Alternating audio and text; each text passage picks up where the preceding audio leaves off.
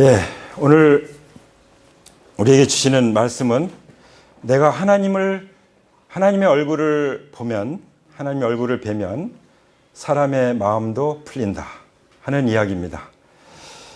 예, 우리가 하나님을 뵈면, 하나님의 얼굴을 뵈면 무슨 일이 일어난다고요? 예, 이렇게 다쳤던, 심지어 원수 되었던 사람의 마음도 풀릴 줄 믿습니다. 그래서 하나님과의 만남이 중요한 것입니다. 하나님을 얼굴로 뵙는다는 것은 아주 친밀한 만남이잖아요. 하나님과의 친밀한 만남을 갖게 되면 관계를 회복할 수 있다는 것을 오늘 이야기를 통해서 우리는 분명히 볼 수가 있을 것입니다. 한 가지 좀 생각을 해볼까요? 우리의 부모님께서, 우리 부모님이 지금 살아계신 분들도 계시고 또 그렇지 않은 분들도 계시지만 우리 부모님께서 어떤 때 기뻐하십니까? 뭐 많은 경우가 있겠지만 찾아뵀을 때. 예, 찾아뵀을 때. 그러니까 얼굴을 보고 대화를 나눌 때 가장 기뻐하신다는 것을 우리는 인정합니다. 예, 마찬가지로 하나님께서도 가장 기뻐하시는 것 중에 하나는 무엇보다도 하나님을 얼굴로 뵙고 친밀한 교제를 나누는 것, 이것을 하나님께서 기뻐하시는 줄 믿습니다. 그래서 아가서 2장 14절에 보면은 하나님께서 뭐라고 말씀하시냐면 내가 내 얼굴을 보게 하라 이렇게 말씀하셨어요. 내가 내 얼굴을 보게 하라. 그리고 내 목소리를 듣게 하라. 내 목소리는 부드럽고 내 얼굴은 아름답구나. 아주 사랑의 극치를 이루는 그 이야기가 아닙니까? 그렇죠? 하나님께서 무엇보다도 우리의 얼굴을 보여달라는 거예요. 그리고 우리의 그 목소리를 들려달라고 말씀을 하시는 것입니다. 자, 오늘 야곱이 형 에서를 이제 만나는 이야기를 이제 펼쳐주고 계신데 얼마 만에 형제가 상봉하는 것입니까? 20년 만에, 20년 만에. 20년이 지나면서 이제 형하고 만나는 그런 이야기입니다. 그런데 이 야곱이 형 에서를 만나기 전에 준비를 합니다. 먼저 어떤 준비를 하는지 우리가 읽은 말씀을 이렇게 볼 수가 있는데요. 지금 야곱은 어떤 입장이에요? 원래 고향을 떠날 때도 야곱은 도망자였어요. 그렇죠? 형이 죽여버리겠다고 그러니까 형을 피해서 도망간 거잖아요. 그렇죠? 근데 지금 다시 돌아오는 것도 사실은 그 라반에게서 도망쳐 나온 거예요. 예. 그러니까 도망자의 인생을 지금 살고 있는 것이죠. 자, 그래서 이제 귀향길로, 이제 반대로 이제 귀향길로 들어서는 그런 여정이죠. 근데 우리가 읽은 이 말씀의 그 앞에 보면은 창세기 28장 15절에 이런 말씀이 있습니다. 내가 너에게 약속한 것을 다 이루기까지 내가 너를 떠나지 않겠다. 예. 이 말씀을 믿으시기 바랍니다. 하나님 우리에게 약속하신 것, 구약, 신약 이걸 다 이루기까지 절대로 우리를 떠나지 않겠다고 하시는 음성으로 들으시기 바랍니다. 창세기 31장에 또 보면은 이런 말씀하셨어요. 라반이 이제까지 너에게 어떻게 하였는지 내가 다 보았다. 나는 베델의 하나님이다. 너는 내 조상의 땅 친족에게로 돌아가거라. 내가 너와 함께 하겠다. 예. 사실 라반한테 가가지고요. 애삼촌이죠, 애삼촌. 어땠습니까? 정말 죽을 고생했죠, 죽을 고생. 예. 예. 그 야곱보다 더 고수였어요. 그렇죠? 그래가지고 죽을 고생을 하고 이제 도망쳐 나왔는데 그거 다 봤다고 말씀하십니다. 얼마나 위로가 되십니까? 예? 내가 내 마음속에 겪는 이 외로움, 고통, 그리고 내가 그 현장 속에서 겪는 그 무시당하고 그런 고통을 주님께서 어떻다고요? 다 보고 계시다는 걸 말씀하시는 거예요. 야곱만 보셨습니까? 하나님은 온 우주의 하나님이신데 우리의 모든 인생 전체를, 우리의 삶 전체를 다 보고 계신 줄 믿습니다. 그러니까 베델의 하나님이에요. 임마누엘. 아, 여기가 바로 하나님의 집이구나. 여기 하나님 나와 함께 계시는구나 하는 것을 이제 야곱에게 상기시키는 말씀이 바로 창세기 31장에 나오는 말씀이죠. 내가 너와 함께 갈 테니까 내 약속을 주니까 내 친족에게로 돌아가라. 이렇게 말씀하시는 것이죠. 그래서 이제 야곱이 길을 떠나는 것입니다. 야곱이 길을 떠나는 것은 하나님의 계획하신 가운데서 이제 하나님의 음성을 듣고 가는 것이죠. 그런데 뭐가 나타났어요? 누가 나타났죠? 하나님의 천사들이 나타났습니다. 그래서 야곱이 그걸 알아봤어요. 우리가 뭐 하나님이 말씀하시고 하나님 천사가 나타나셔도 그냥 모르고 지나는 경우가 많을 거예요. 그런데 야곱은 그걸 알아차렸습니다. 그러면서 뭐라고 고백하냐면 이곳은 하나님의 진이구나. 그렇게 고백하면서 그곳의 이름을 마하나임이라고 짓습니다. 마하나임은 두 진영, 두 때라는 그런 뜻이죠. 예. 하나님의 진영과 야곱의 진영이 서로 만났다. 이제 그런 의미도 있고요. 또 두 무리의 천사다. 이렇게 해석할 수도 있는 것이 바로 마하나임이에요. 마하나임. 바로 하나님께서는 말씀 그대로 야곱을 그냥 혼자 보내시는 것이 아니에요. 야곱은 모를 수 있어요. 내가 왜 이렇게 죽을 고생을 해야 되나. 그런데 하나님은 그 억울한 것도 다 보고 계신 거예요. 그리고 여정 속에서도 함께 하고 계신 것이죠. 지금 하나님께서 우리와 함께 계시고 우리를 인도해 주신 것을 믿으십니까? 아멘. 천사들이 우리를 보호하고 있고 우리를 또 돕고 있는 것을 믿으십니까?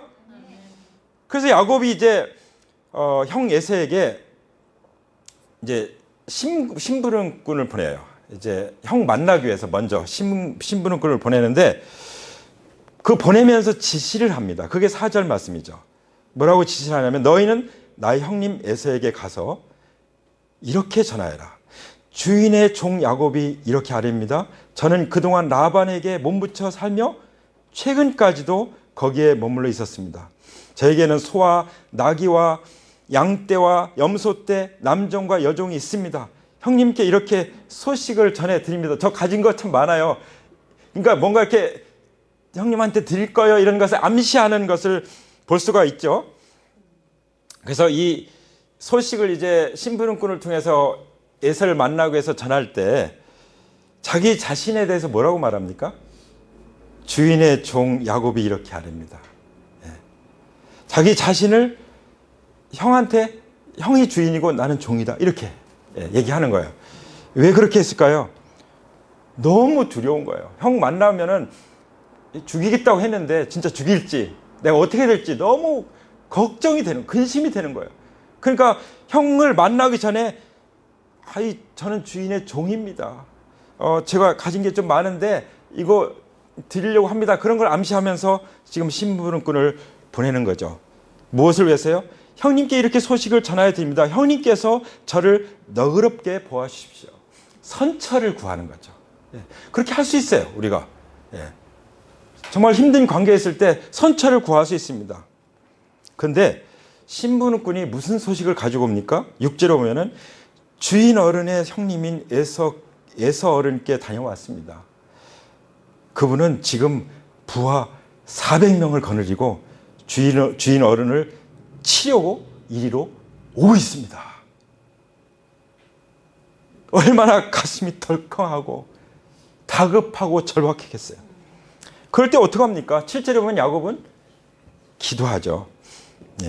기도가 나와야 돼요. 그죠? 이런 상황이 됐는데 그냥 뭐 기도 안 하고 있으면 안 되는 거죠. 그래서 기도는요, 기도하게 돼요. 우리를 사랑하시기 때문에 우리가 정말 그 기도가 필요할 때 하나님께서 기도하게끔 역사하세요. 근데 기도할 수 있도록 상황을 설정하시고 기도할 수 하도록 우리에게 도전하시고 하는데도 기도를 안 하면 어떻게 그건 무딘 거죠. 그래서 기도에 깨어있기를 원합니다. 항상 우리가 근심하고 염려하지 않고 낙심하지 않고 해서 뭐라고 말씀하셨어요? 뭐 하라고? 예수님께서 기도에 깨어있으라고 말씀하셨어요. 항상 기도하라고 말씀하신 것이죠. 그 말씀 그대로입니다. 400명이 지금 치려고 이렇게 오고 있는데 누가 살아남겠어 지금. 다 여기서 끝장나는 거죠. 고향에 가지도 못하고. 그러니까 너무나도 두렵고 걱정이 되니까 이제 그 두 패로 딱 나누고서 그 다음 기도하는 거예요. 그러니까 자기가 할 수 있는 것을 하고 그 다음 하나님 앞에 기도를 하는 것을 볼 수 있습니다. 이렇게 해놨어도 이게 자기가 살아남을 거라고 어떻게 장담합니까? 하나님께 기도할 수밖에 없는 거죠. 기도하면서 뭐라고 기도합니까? 할아버지 하나님을 보살펴 주신 하나님, 자기 할아버지 아브라함을 보살펴 주신 하나님이에요. 그리고 아버지 이삭을 보살펴 주신 하나님, 저도 좀 보살펴 주세요. 그렇게 하나님께 기도하는 것이죠. 제가 고향 친족에게로 돌아간다면 그러면 은혜를 베푸시겠다고 하나님께 약속해 주셨잖아요. 뭘 붙잡고 기도합니까? 말씀. 하나님의 약속을 붙잡고 기도하는 거예요. 그러니까 이런 상황에서는 사실 어떤 때는 막 애가 다쳤다 그러면 급히 엎어서 달리다 보니까 기도도 안 하고 가는 경우가 있어요. 그럴 수 있어요. 근데 정신 차려보니까 내가 기도를 안 했네. 우리가 기도를 안 했네. 그때 기도할 수도 있습니다. 어쨌든 기도하게 돼요. 그렇죠? 근데 뭘 붙잡고 기도합니까? 하나님 주신 선물이죠. 하나님 사랑하시죠. 이 아이를 통해서 하나님이 행하실 놀라운 계획이 있으시죠. 그러면서 우리는 기도하는 거죠. 야곱도 똑같아요. 그렇게 약속하신 주님을 의지하면서 기도하는데 그 자세를 보세요. 10절에 주님께서 주님의 종에게 베푸신 이 모든 은총과 온갖 진실을 이 종은 감히 받을 자격이 없습니다. 정말 이 야곱이 겸손해질 수밖에 없죠. 하나님 앞에 그 은혜가 뭡니까? 받을 자격이 없는데 베풀어 주신 거잖아요. 저는 정말 하나님의 그 은혜, 그 약속, 은혜의 약속, 은총, 그리고 그 온갖 진실한 것들 저는 감히 받을 자격도 없습니다. 그렇지만 주님께서 말씀하셨지 않습니까? 저 살려주세요. 형에게서 저를 건져주세요. 형이 저를 치고 아내와 자식들까지 다 죽일까? 너무 두렵습니다. 그러면서 12절에 이렇게 기도를 드리죠.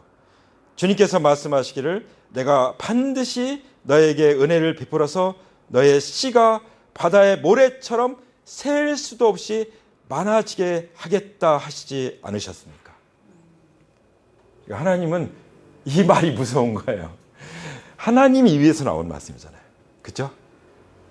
내가 무슨 자격이 있다 그게 아니라 내가 이만큼 했지 않습니까? 이게 아니라 하나님의 그 약속, 하나님 입에서 나온 그 약속을 붙잡고 그 약속은 어떤 약속이에요? 우리가 여기서 죽으면 이 씨, 자손을 통해서 하나님께서 이루실 그 일은 어떻게 됩니까? 그런 논리적으로 맞죠? 정말 다급하지만 굉장히 야곱은 지혜롭게 믿음을 가지고 기도하는 것을 볼 수 있습니다. 은혜의 약속에 대한 감사도 있죠. 겸손한 태도도 있죠. 또 그 간과하는 절박한 고백도 있죠. 그렇죠?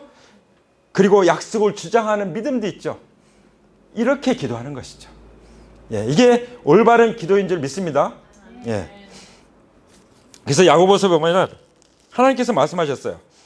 야고보서 4장에서 하나님은 더 큰 은혜를 주시기 원하신다고요. 그래서 하나님은 교만한 자를 대적하시지만 겸손한 자에게는 은혜를 베푸신다. 할렐루야! 하나님, 우리가 교만해서 하나님의 은혜를 누리지 못하지, 우리가 겸손하기만 하면 하나님은 은혜를 주실 뿐만 아니라 더 큰 은혜를 베푸시기를 원하시는 줄 믿습니다. 아멘? 그게 하나님의 뜻입니다. 그래서 베드로전서 3장 8절인 것처럼 하나님 원하시는 것은 우리 형제자매들이 마음을 다 같이 해서 서로 동정하고 불쌍히 여기고 가까우니까 상처를 받을 수도 있어요. 그렇죠? 가까운 사람도 상처를 받잖아요. 실망할 수도 있습니다. 그렇지만 우리가 한 핏줄이잖아요. 예수님의 핏줄. 아멘? 그래서 우리는 서로 동정하고 또 형제를 사랑하며 불쌍히 여기며 겸손하게 살아갈 수 있는 줄 믿습니다. 그게 하나님의 뜻이라고 성경은 말씀하겠습니다. 왜냐하면 하나님은 가장 자비하시고 긍휼히 여기시는 하나님이십니다. 그것이 야고보서 5장 11절에 있는 말씀이에요. 그래서 젊은 자들에게도 베드로전서 5장에 보면은 장로들에게 순종해라 이렇게 말씀하셨어요. 그 권위 질서 안에 보호를 받아라. 권위 질서를 존경하라. 왜 그렇습니까? 권위 안에, 권위의 질서 안에 있을 때 보호를 받을 뿐만 아니라 정말 중요한 것은 무엇이냐면 성령님의 기름 부으심이 임하는 줄 믿습니다. 아멘. 예. 그래서 성령님의 기름 부으심이 임할 때 그때 하나님께서 높이시는 거예요. 사용하시는 것입니다. 할렐루야.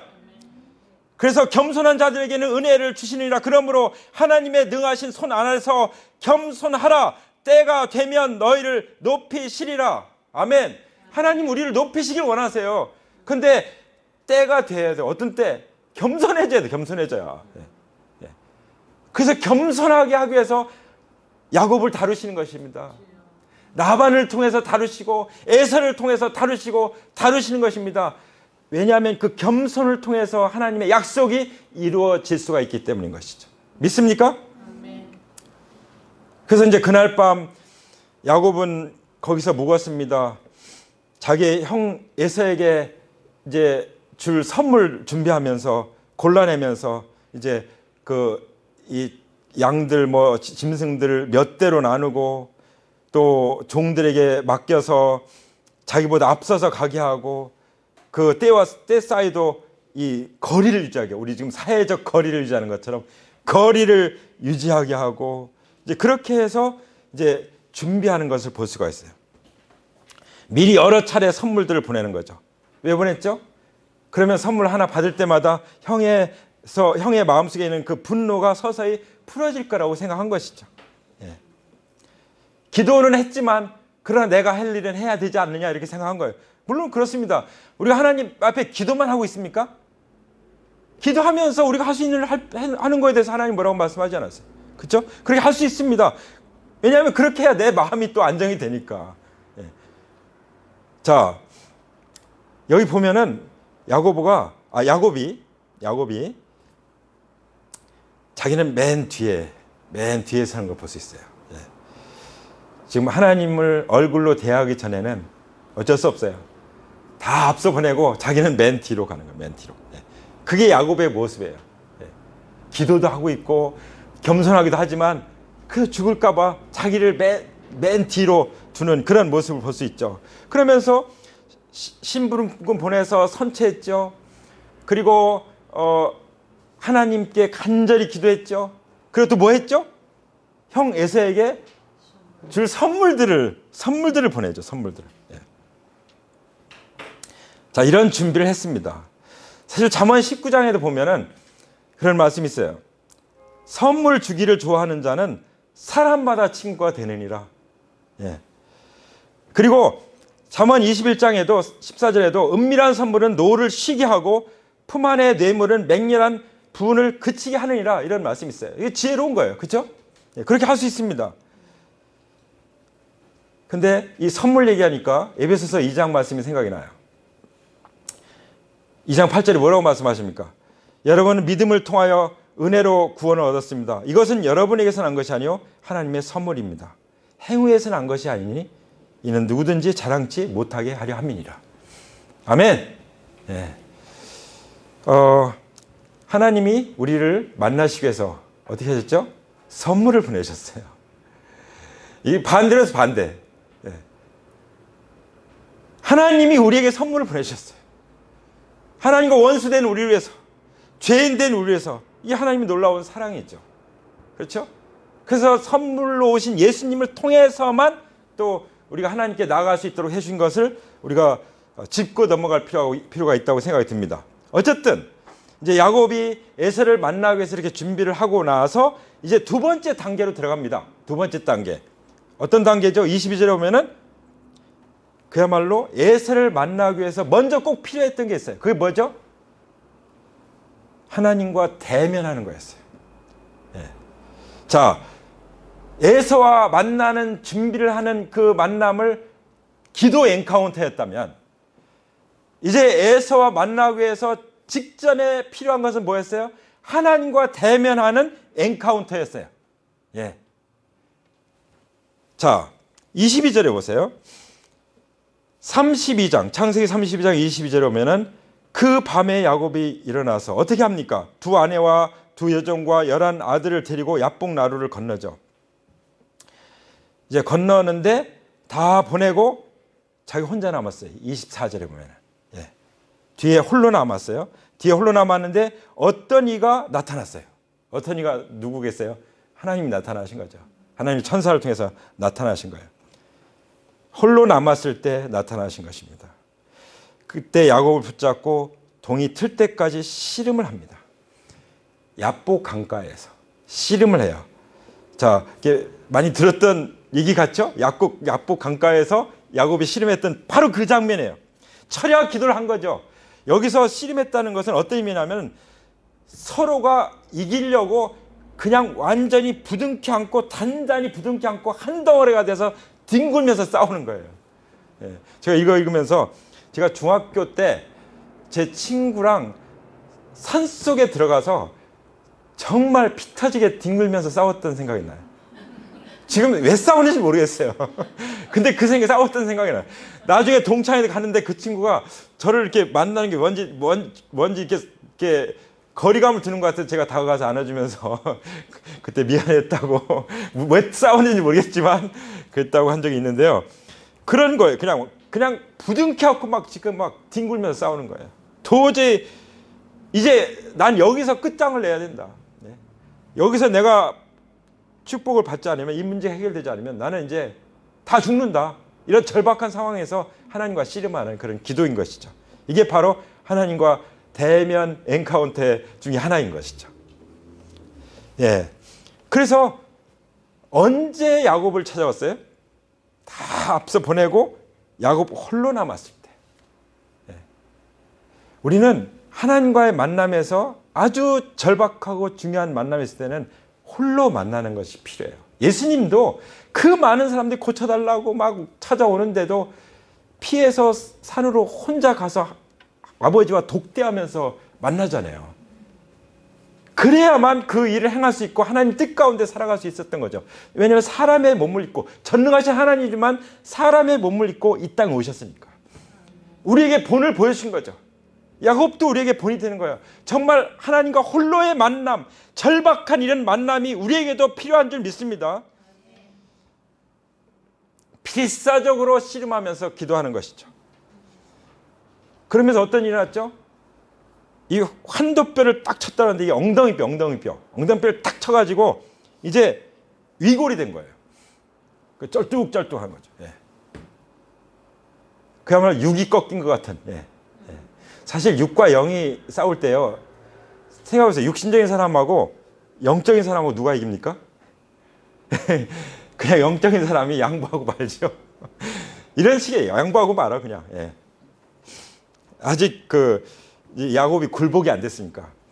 에서를 진정으로 만나서 화해하기 위해서 필요했던 것이 뭐죠? 하나님과의 만남을 통해서 굴복되는 거였어요. 예. 우리도 굴복돼야 될 줄 믿습니다. 내가 스스로 제대로 걸을 수가 없는. 예.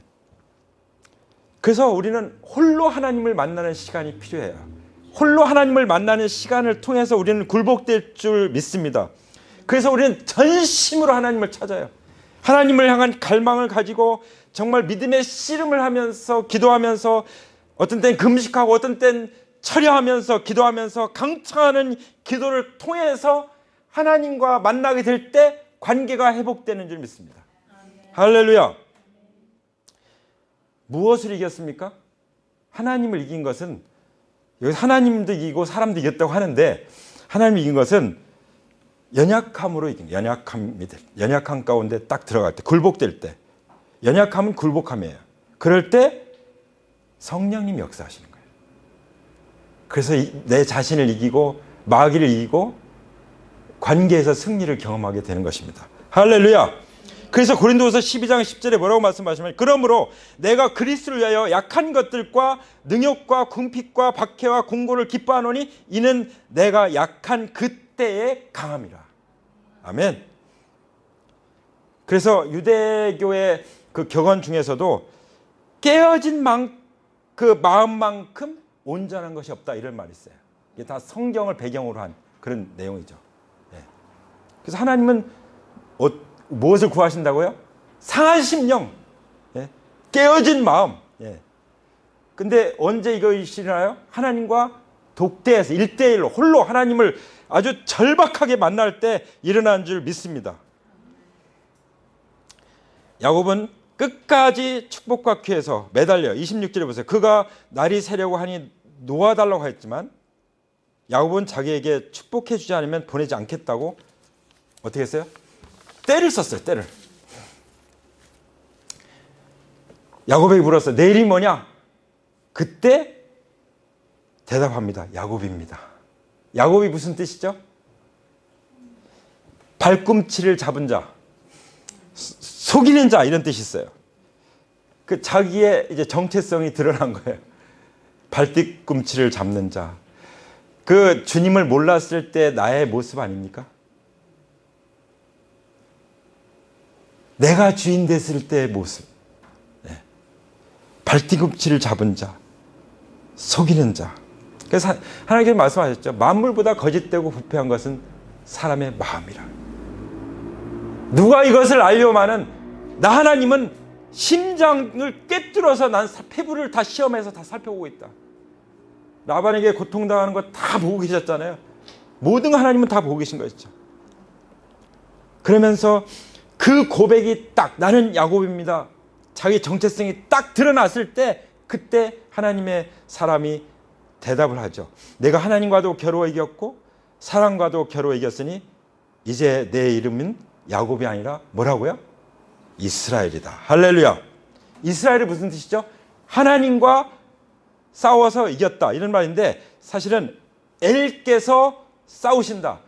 하나님께서 싸우신다 이런 뜻이 담겨 있어요. 그래서 하나님과 겨루어 승리한 자, 신분과 소명에 걸맞은 그 새 이름. 예.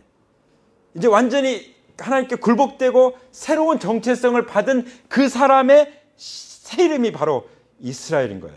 하나님 허락하신 이름이죠. 어떻게 해서 얻었습니까? 하나님과 대면에서 대면 엔카운트를 통해서 변화된 사람으로서 받은 이름이 이스라엘이에요. 이스라엘. 할렐루야. 아멘. 그러면 우리가 어떻게 하나님을 이깁니까? 예, 어떻게 우리가 하나님을 이겨요? 하나님이 우리를 굴복시켜 주시는 거죠. 그래서 우리가 굴복될 때 어떻게 굴복됩니까? 부활하신 주님이 나의 주, 나의 하나님이신 것을 내가 그 증거를 통해서 믿게 될 때 딱 굴복하잖아요. 도마처럼 나의 주시며 나의 하나님이십니다. 그렇게 돼서 우리는 그리스도인이라고 하는 새로운 이름을 얻게 되는 줄 믿습니다. 할렐루야. 그때 야곱이 30절 이렇게 말씀하세요. 이제 그 천사가 축복해 주었고요. 30절에 야곱은 내가 하나님의 얼굴을 직접 뵙고도 목숨이 이렇게 붙어 있구나. 그냥 하나님을 만나면 죽을 수밖에 없죠. 즉사할 수밖에 없죠. 근데 하나님께서 허락하셔서 하나님이 나타나서 직접 만나 주신 것이죠. 그래서 하나님의 얼굴을 직접 뵙고도 목숨이 붙어 있구나 돼서 그냥 죽은 줄 알았는데 살아난 거예요. 그렇죠? 예. 진정으로 야곱의 이 거듭남이라고 우리가 믿을 수 있습니다. 그래서 그곳 이름을 어떻게 줬어요? 브니엘. 예. 하나님의 얼굴. 엘은 하나님이죠. 하나님의 얼굴이라고 지역을 이름을 붙여 주었습니다. 그때 이제 브니엘 하나님의 얼굴로 대한 그 이후에 이제 뭐가 있었어요? 해가 솟아오르는 거죠. 할렐루야. 우리가 하나님을 얼굴과 얼굴로 대할 때 그때 우리의 인생에 해가 비칠 줄 믿습니다. 아멘. 우리 주님은 돋는 해시잖아요. 주님의 영광이 찬란하게 빛날 줄 믿습니다. 예. 이렇게 야곱은 하나님과 대면해서 하나님 어떻게 했어요? 하나님과 대면하니까 하나님과의 관계를 회복하죠. 형과의 관계를 회복하죠. 나중에 보면은 또 자기 자신과의 관계도 이제 새롭게 되는 것을 볼 수가 있죠. 그래서 예수님이 수염이 뜯기시면서 피를 흘리신 거예요. 예수님의 얼굴이 상하시고 얼굴에서 피를 흘리신 거예요. 왜 그렇죠? 우리의 자아상, 우리의 얼굴, 우리의 정체성을 회복시키기 위해서 주님은 수염의 얼굴에 있는 수염이 뜯겨서 수염이 그냥 피부채 뜯겨나서 얼굴이 피로 물드신 것입니다. 그 피로 어떻게 됐다고요? 우리의 정체성이 회복됐습니다. 믿으시 바랍니다. 우리의 자아상이 회복된 줄 믿으시 바랍니다. 자존감이 회복된 줄 믿으시 바랍니다. 많은 사람들이 되게 똑똑하고 되게 예쁘고 되게 건강하고 잘났는데도 완전히 열등감과 비교의식에 사로잡힌 사람들이 많아요. 왜 그렇습니까? 자존감이 다 무너져서 그래요. 자존감이. 그것을 회복시킬 수 있는, 치유할 수 있는 유일한 길은 무엇입니까? 예수님의 얼굴에서 흘린 보혈인 줄 믿습니다. 할렐루야. 그래서 이 야곱은 보복에 대한 두려움을 극복할 수 있었어요. 이 자아상을 딱 회복하니까, 이스라엘의 이름을 딱 바꾸고 나니까 극복할 수가 있었어요. 이제 승리자예요. 승리자. 이제는 이기는 자입니다. 이제 하나님의 마음을 아는 자예요. 그렇죠? 구약성경에 두 탕자가 나오고 신약성에 두 탕자가 나오는데, 구약성의 두 탕자는 에서와 야곱이었죠. 신약성의 두 탕자는 누가복음 15장에 나오잖아요. 마다리도 탕자잖아요. 왜냐하면 아버지 마음을 모르니까. 그렇죠? 탕자가 누구야? 아버지의 마음을 모르는 사람이에요. 어떤 사람이 정체성이 새로 태어난 사람입니까? 하나님 아버지의 마음을 아는 자. 그래서 이 세상은 딱 둘로 구분돼요. 하나님의 마음을 아는 자, 하나님의 마음을 모르는 자. 우리 하나님의 마음을 아는 자가 되길 원합니다. 그래서 내 안에, 내가 그리스도 안에, 그래서 주님과 사귐이 있고 주님과 함께하고 교제하는 그런 삶을 누리는, 하나님께 기도함으로 하나님의 얼굴을 보고 하나님의 얼굴을 갈망하는 그런 우리 하나님의 자녀들이 되기를 원합니다. 사실은 하찮게 보이는 사람도요, 성경이 뭐라고 말씀하시면 마태복음 18장에 삼가 이 작은 자 중에 하나도 없인 여기지 말라. 너에게 말하노니 그들의 천사들이 하늘에 계신 내 아버지의 얼굴을 항상 뵙느니라. 이거 생각하면은 정말 사람들 하찮게 여기고 그렇게 했던 것이 얼마나 회개가 되는지 몰라요. 우리는 주님이 재림하시면 얼굴과 얼굴을 대해서 볼 것입니다. 할렐루야. 네. 그때는 주님을 온전히 알게 될 것입니다. 할렐루야. 네. 이렇게 하나님, 에서가 야곱을 만날 준비를 하고요.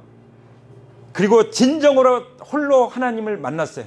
하나님의 얼굴로 만났어요. 그러고 나서 이제 에서를 만나는 이야기가 33장 1절부터 나오는 걸 볼 수 있어요. 그걸 잠깐 보면은 야곱이 고개를 들어보니까 에서가 장정 400명을 데리고 오고 있어요.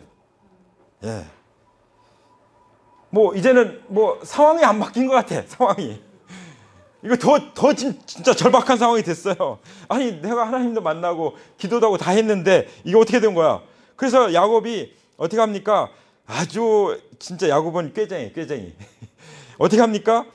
제일 먼저 두 종과 그 두 종에서 난 아이들을 앞서 보내고, 그 다음에 레아에게서 난 자녀들 보내고, 이진, 그 다음에 또 누구야? 삼진은 자기가 가장 사랑했던 라헬과 요셉과 또 보내고. 예. 그런데 놀라운 일이 일어났어요. 그 사람들이 자기를 따라오겠어요. 앞에서는 어땠죠? 다 보내고 자기 뒤따라갔는데 이제는 어때요? 자기가 앞장서서 가는 거예요. 할렐루야. 이렇게 달라지는 것입니다. 분명히 달라졌죠. 그래서 야곱은 맨 앞으로 나가서 형 가까이 딱 가는 것입니다. 가서 어떻게 합니까? 7번이나 땅에 엎드려 절을 합니다. 그러니까 하나님을 대면하여 엔카운터를 해서 딱 굴복되니까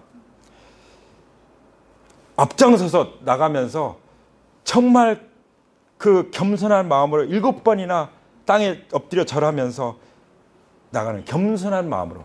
그러니까 내가 하나님을 만나서 내가 굴복되고요, 내가 겸손해지면 하나님이 원수라도 부드러운 마음을 그 마음속에 부어주시는 것입니다. 할렐루야. 그래서 4절에 어떻게 나옵니까? 그러자 에서가 달려와서 그를 끌어안았다. 에서는 두 팔을 벌려서 야곱의 목을 끌어안고서 입을 맞추고 둘은 함께 울었다. 이렇게 나오잖아요. 할렐루야. 어떤 문제든 이렇게 해결되는 것입니다. 예. 얼마나 아름답고 얼마나 통쾌하게 해결됩니까? 몇 년 만에 만나는 거야? 20년 만에. 얼마 떨어져 있다가요? 800km 떨어져서 살다가. 예. 그래서 잠언 16장 7절에 이런 말씀이 있습니다. 제가 한참 엄청 힘들 때가 있었어요. 힘들 때가 있었는데 저의 영적 아버지 되시는 분이 저한테 메일을 보냈어요. 그때는 이메일로 왔어요. 이 말씀이 왔어요. 잠언 16장 7절. 사람의 행위가 하나님을 기쁘시게 하면 그 사람의 원수라도 그와 더불어 화목하게 하시느니라. 다른 말씀이었어요. 이 말씀 한 구절 딱 보내셨더라고요. 제가 이 말씀 가지고 그 고비를 넘겼어요. 할렐루야. 네. 하나님을 기쁘시게 하면 하나님 뭘 기뻐하신다고요? 얼굴과 얼굴로 만나서 하나님과 교제하는 거 기뻐하시죠? 그러면 그 사람의 원수라도 정말 가장 힘든 문제라도 하나님께서 다 해결해 줄 줄 믿습니다. 화목하게 해주신다는 거예요. 그 누가복음 15장에 아버지와 아들이 재회하는 그런 장면도 생각이 나고요. 자, 그래서 주님께서 스가랴 13장 6절에 이런 말씀하셨습니다. 어떤 사람이 그에게 묻기를 내 두 팔 사이에 있는 상처는 어찌 됨이냐 하면 대답하기를 이는 나의 친구의 집에서 받은 상처라 하리라. 네, 우리는 이런 이야기를 읽으면서 주님을 생각하지 않으면 다 쓸데없는 거예요. 그렇죠? 우리 주님이 말씀하시기를, 구약에서 말씀하시기를 내 두 팔 사이에 있는 그 상처가 뭐냐, 이 주님의 십자가에 못 박히는 그 손의 못자국을 예언한 거잖아요. 그렇죠? 그때 주님 뭐라고 말씀하셨어요? 나의 친구의 집에서 받은 상처다. 우리 주님이 우리를 받아주십니다. 어떤 때요? 정말 야곱같이 발 뒤꿈치 잡고 나오고 속이면서 살아온 인생인데 주님 앞에 굴복돼서 나오면요, 주님이 우리를 받아주십니다. 에서도 받아주었는데, 그죠? 에서에게 그런 마음을 주신 분이 하나님 아닙니까? 우리 하나님은 그 못자국난 그 손으로 우리를 안아주시고, 느껴보세요. 그리고 그 아픈 곳을 만져주시고 느껴보세요. 그 손에 설리신 보혈로 우리를 치유해 주신 줄 믿습니다. 아멘. 할렐루야. 아멘. 그래서 주님께서는 이사야서 65장에 패역한 백성들일지라도 내가 온종일 손을 펴서, 양손을 펴서 부른다고 말씀하셨어요. 이런 하나님이신 줄 믿습니다. 이 하나님이 바로 우리의 아빠, 아버지가 아니십니까? 할렐루야. 그래서 이제 에사한테 얘기하죠. 야곱이 말합니다. 이 여인과 아이들은 뭐냐? 그랬더니 하나님이 은혜로 주신 아내와 자녀들입니다. 이거 다 짐승들 뭐야? 그랬더니 하나님의 은혜로 주셨습니다. 형님 이거 가지세요. 그랬더니 나 다 있어. 괜찮아. 그런데 다 끝까지 해서 그래도 아닙니다. 제가 드린 거 받아주세요. 그 선물을 받은 걸로 화해는 끝난 거죠. 할렐루야. 하나님은 아주 끝마무리까지 완벽하게 하시고 믿음은 그렇게 끝까지 가는 거예요. 화해하다 마는 것이 아니라, 그냥 각자 그러고 가는 것이 아니라 끝까지. 그래서 야곱이 말하는 것이죠. 그곳에 제단을 쌓는 거예요. 그래서 예배가 드려지는 거죠. 예수님이 갈보리 언덕에서 십자가에서 양손에 못 박히셔서 피를 흘리시고 우리의 구원을 완전히 이루셨기 때문에 7가지 보혈을 다 흘리심으로 우리의 죄를 속죄해 주셨기 때문에 우리 하나님 앞에 감사 예배 드리는 줄 믿습니다. 예수님 부활을 살아 계시기 때문에 우리는 죽은 어떤 우상이 아니라 살아계신 하나님을 예배하는 줄 믿습니다. 그래서 야곱이 뭐라고 쳤어요? 엘로헤 이스라엘. 하나님, 이스라엘 하나님이라고 거기다 제단을 쌓고 이름을 졌습니다. 출애굽기 24장에서 말씀하십니다. 하나님은 존귀한 자들에게 손을 대지 못하게 하고요, 정말 하나님을 뵙고 먹고 마시게 하시고요, 그런 사람들을 존귀한 자들이라고 말씀하십니다. 시편 133편에서는 그런 존귀한 자들이 형제 자매들이죠. 형제 자매들이 연합하여 동거하는 거, 이게 교회죠. 그것을 가장 선하고 아름답게 보신다고 그랬어요. 그리스도 연합된 그런 그 교회를, 그리고 성령의 기름 부음을 부으시고 거기에 영생의 복을 명하신다고 말씀하셨습니다. 할렐루야. 그래서 다니엘서 6장 10절에 보면은 우리는 어떻게 해야 될까요? 다니엘서 6장 10절에 보면 다니엘이요, 그야말로 금령 문서의 도장을 찍은 것을 알고도 하나님을 일대일로 만나면, 그 가정에서 셀 모임을 하면, 우리도 그런 시대가 올지도 모르는데요. 그러면 사자굴에 들어가는 금령이 딱 정해졌어요. 그 사자굴은 어떻게 해서 만들어졌죠? 종교 세력과 정치 세력이 딱 합쳐서 하나님의 자녀들을 죽이는 거죠. 그게 사자굴이에요. 그렇죠? 그런 일이 일어날 수 있습니다. 근데 다니엘은 어떻게 했죠? 그거 상관없어요. 순교적 신앙으로 어떻게 했죠? 집으로 가서 분명히 눈을 봤어요. 이제 사자굴에 들어간다, 하나님 만나면. 그런데도 가정 예배 드렸죠. 가정에서 다락방 올라가서 기도방에 갔죠. 홀로 하나님과 만났죠. 대면 엔카운터 한 거죠. 예루살렘을 향해서 그 창은 열려 있었죠. 하나님의 임재를 갈망하죠. 늘 하듯이 습관대로 어제도 오늘도 내일도 영원히 하나님과 만나는 그런 삶을 살았죠. 코로나가 문제가 아닌 거예요. 그렇죠? 그리고 하루에 3번씩 규칙적으로 무릎을 꿇고 아주 겸손하게 기도와 감사를 드렸다고 성경을 분명히 말씀하십니다. 이 말씀을 통해서 우리가 어떻게 살아야 할지, 이렇게 절박하고 위험한 위기의 상황에서 우리가 어떻게 승리하며 살아갈지를 명확하게 보여주는 말씀인 줄 믿습니다. 할렐루야! 우리 다 같이 자리에서 일어나서 하나님 앞에 기도 올리기 원합니다.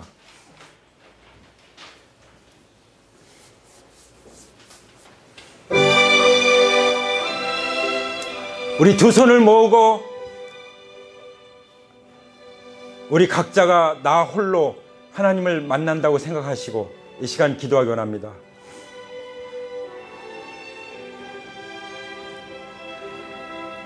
모든 관계는 하나님을 얼굴로 만나는 것으로 해결된다는 것을 보여주셨습니다. 모든 관계만큼 어려운 문제가 어디 있습니까? 모든 어려운 문제들은 하나님을 만나면 끝난다는 것을 우리에게 말씀해 주셨습니다. 할렐루야! 주님, 제가 할 수 있는 일들을 하지만, 선처를 구하고 선물을 보내고 두 때로 나누고 하지만, 그러나 하나님 앞에 기도하는 것 외에 다른 길이 없음을 믿습니다. 그런 마음으로 주님 앞에 기도하기 원합니다. 우리가 하나님을 만나면 브니엘, 하나님과 얼굴 대하여 만나기만 하면 하나님께서 우리 인생에 그 아침해가 돋게 하실 줄 믿습니다. 돋는 해이신 예수님께서 부활하셔서 살아계심으로 우리에게 강력한 빛을 비춰주실 줄 믿습니다.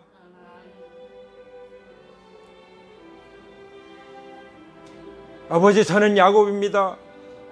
발 뒤꿈치를 밟고 태어난 자, 아담의 자손, 속이는 자, 만물보다도 거짓되고 부패한 자, 저는 그런 자였습니다. 그러나 주님께서 주님 얼굴에서 수염이 뜯기시고 피를 흘리심으로 저의 모든 죄를 용서하셨을 뿐만 아니라 저의 정체성, 저의 자아상, 저의 자존감을 완전히 새롭게 변화시켜 주신 것을 믿습니다. 감사합니다. 저는 하나님 앞에 굴복된 자입니다. 주님, 야곱의 에서 앞에 7번 엎드려 절한 것처럼 저는 모든 사람 앞에 정말 가장 겸손한 자가 되기 원합니다. 저는 하나님 앞에 굴복된 자이기 때문입니다. 하나님, 저는 하나님 앞에 겸손할 수밖에 없습니다. 저희는 자격 있는 자가 아닙니다. 하나님의 은혜의 약속, 아버지, 온갖 그 하늘에 속한 신령한 복, 다 하나님의 은혜인 줄 믿습니다. 오 아버지 하나님, 이제 주님께 감사와 영광을 올려드립니다. 주님, 이제 주님을 만남으로 영원토록 살아가겠습니다. 어떤 핍박이 와도, 어떤